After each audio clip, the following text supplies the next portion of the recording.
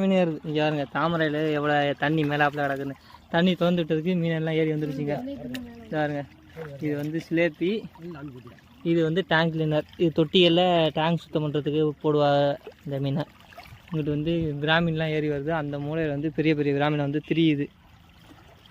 வலையை வைக்க ஆரம்பிச்சிட்டாங்க.